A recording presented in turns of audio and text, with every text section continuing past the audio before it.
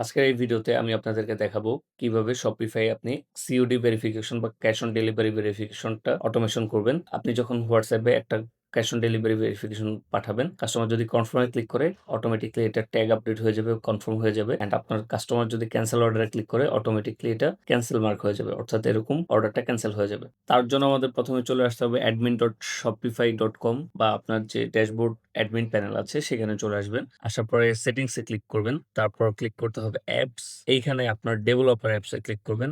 যদি এখানে দেখায় যে ক্রিয়েট অর লার্ন মোর, তাহলে লার্ন মোর এ ক্লিক করবেন। করে এখানে হচ্ছে যে আপনার যে Shopify এর অ্যাডমিন ইমেল আছে সেম ইমেল দিয়ে লগইন করে নেবেন। তারপর এখানে আপনি ক্রিয়েট অ্যাপস এ ক্লিক করবেন। অ্যাপের নাম দিবেন ক্রিয়েট। এখানে স্কোপে ক্লিক করবেন। এখানে অর্ডার লিখে সার্চ করবেন। তারপর সবগুলা টিকমার্ক করে দিবেন। তারপর নিচে গিয়ে রিলিজে ক্লিক করবেন। রিলিজ। তারপর এখানে অ্যাপস নামে আবার ক্লিক করবেন। এখানে ইনস্টল অ্যাপ দেখাবে। ইনস্টল অ্যাপে ক্লিক করবেন। করে আপনার স্টোরটা সিলেক্ট করে নেবেন।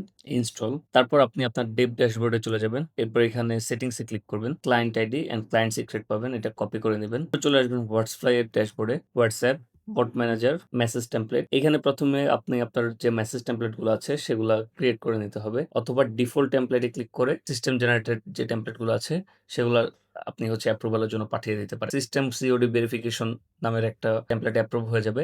আপনি চাইলে এডিটে ক্লিক করে এটাকে কাস্টমাইজেশন করতে পারেন। যেমন এখানে আমাদের সবকিছু মার্জ করা আছে। প্রোডাক্ট লিস্ট, প্রোডাক্টের সবগুলো প্রোডাক্ট লিস্ট চলে আসবে। টোটাল প্রাইস, তারপর অ্যাড্রেস এগুলো চলে আসবে। আপনি আপনার মতো করে এটাকে মডিফিকেশন করতে পারেন। অ্যান্ড নিচে ২ টা বাটন দেওয়া আছে, কনফার্ম অর্ডার, ক্যানসেল অর্ডার। আপনি এটাকেও চাইলে মডিফিকেশন করে সাবমিট করতে পারেন। তো টেমপ্লেট তৈরি করার পরে আপনি চলে যাবেন ই-কমার্স। ই-কমার্সে আসার পরে এখানে ক্লিক করবেন ক্রিয়েট, তারপর Shopify। এখানে আপনার স্টোর আইডিটা তৈরি করতে হবে। অ্যাড নিউ এপিআই, তারপর Shopify। এখানে একটা নাম দিয়ে দিবেন, যেমন হচ্ছে যে আপনার Shopify স্টোর। তারপর সাবডোমেইন দিতে বলবে।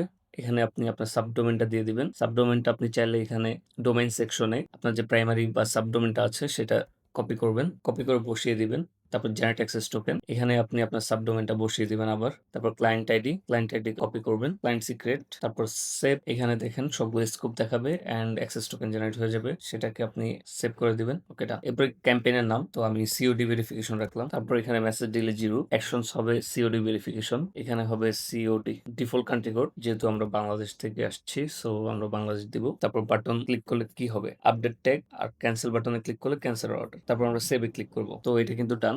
এখন আমরা একটা অর্ডার করে দেখি।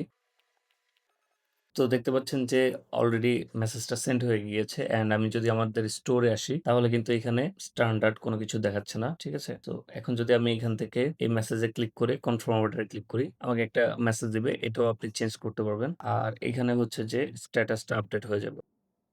দেখতে পাচ্ছেন যে এখানে ট্যাগ চলে আসছে অর্ডার কনফার্ম। এখানে যদি ক্যান্সেল অর্ডারে ক্লিক করে তখন দেখতে পারবেন যে এটাকে ক্রস করে দিচ্ছে অটোমেটিকলি, অর্থাৎ অর্ডারটা ক্যান্সেল হয়ে গিয়েছে।